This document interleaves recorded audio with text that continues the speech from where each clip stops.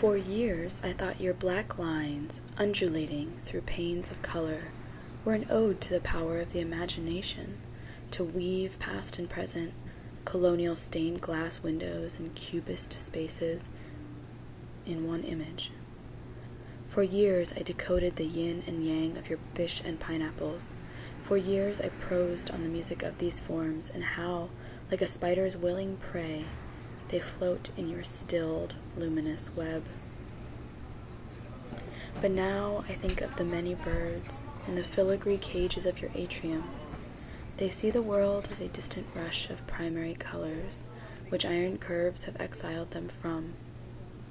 I see the photo of your demolished mural at the Havana Hilton, your broken, smuggled paintings in Miami, the photos of the Medio Puntos in old Havana, abloom with mourning over the Governor General's doorways.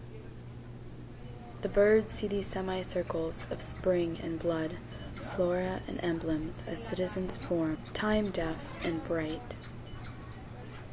Cuba is a distance. The bird flies in his cage, winding the distance like string. Each flight feeds the iron knot. Each dream breaks the painted glass.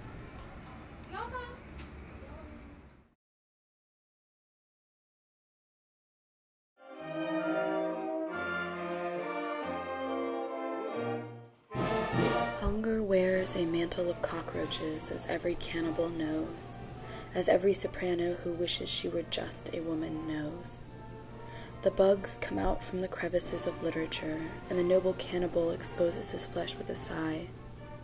Better they eat him now, while he still doesn't like the food.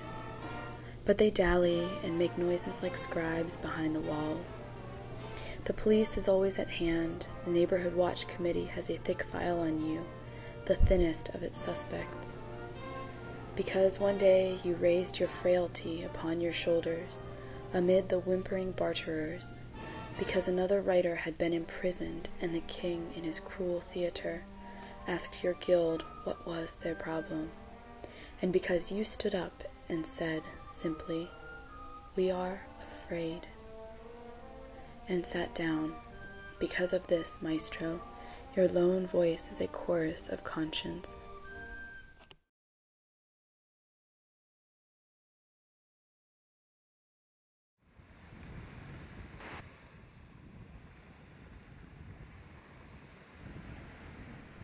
The view is never of the city entirely, but of the distant denizens. A boat divides the slow bay, its wake tagging dog and shadow-like, saying, "The wake is a part of me and only seems water." The sea is not the sea here, where frames of soil and bridge, where scrapers flat climb the bay with ladder lights and not the sky. It was never about the sky, all this glass and steel, but overlooking the skin that always trembles with passage. This is not the sea, but the bay, despite the equal flesh.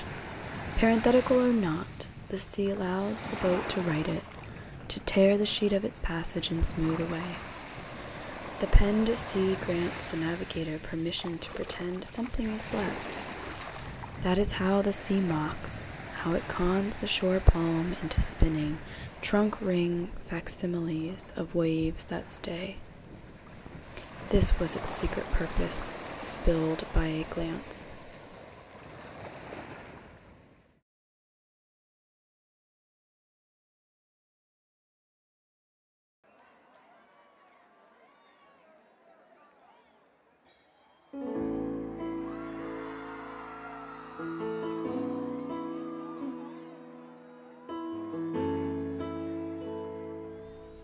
A carnival burns winter in Ottawa, in the trumpet which my host insists I must know before being really Cuban. Years ago he was stationed at the embassy in Havana, and in him there is still the rapture of those times, the jazz and the women and the jazz. I am in his capital to give a talk on Cuban art, but really to learn how a trumpet can become a hearth. As each phrase makes voice for music, the The slides in my carousel turn into hushed symbols, folded uniforms after a parade. Who killed this Cuba? The Cuba of chocolate and imperfect joy. Its rhythms had been rescued from hurricanes and the slaver's whip, and transformed by the only possible wisdom. Survive all the vanities and crimes by surrendering to something that dances and teaches.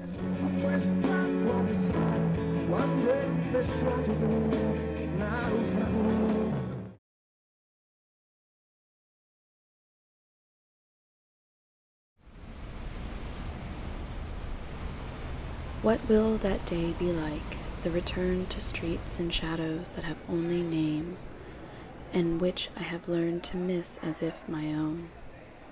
Will I ponder the smashed door frame, the burnt field, the cracked wall, the color-gutted pane, and say, this day is like no other.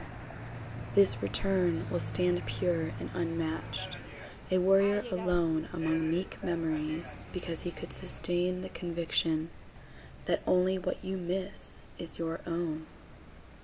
He will be a tired soldier, this thought learned from a need like air, constant like the beat of rain that always treads great days. This return will not be different, will be full of scorn for the heat, the bugs, the dust and din of a strange locale, missed without possession, ensnared in myths.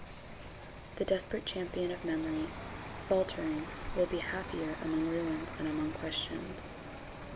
Only the days return to teach him his duty. Lose what you fear to own.